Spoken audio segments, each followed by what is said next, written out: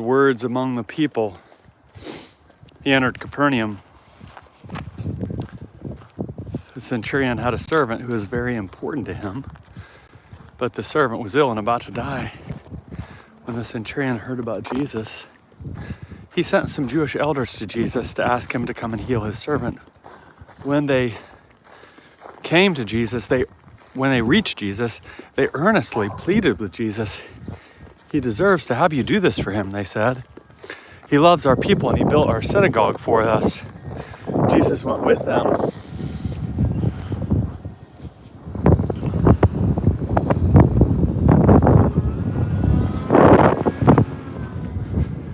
Jesus went with them. Wow. He had almost reached the house when the centurion sent friends to say to Jesus, "Lord, don't be bothered. I don't deserve to have you come under my roof. In fact, I didn't even consider myself worthy to come to you. Just say the word, and my servant will be healed. I'm also a man appointed under authority with soldiers under me. I say to one, go, and he goes, and to another, come, and he comes. I say to my servant, do this, and the servant does it." When Jesus heard these words, he was impressed with the centurion.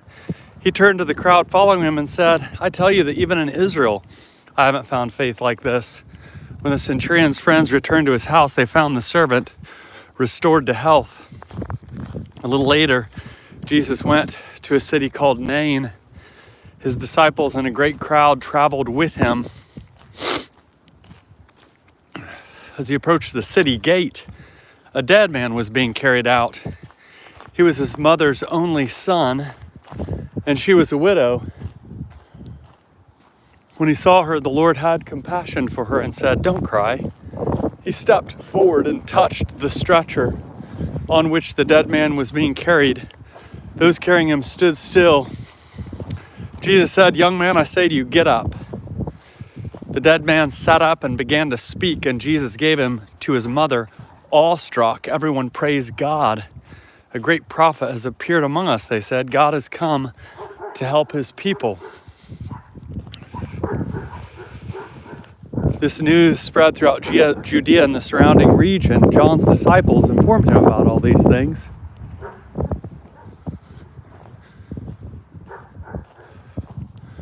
John's disciples informed him about all these things.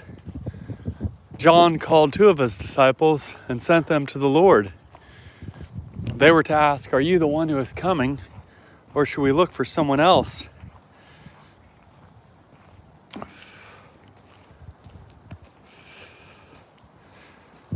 When they reached Jesus, when they came to Jesus, they said, "John the Baptist sent us to you." He asked, "Are you the one who is coming, or should we look for someone else?"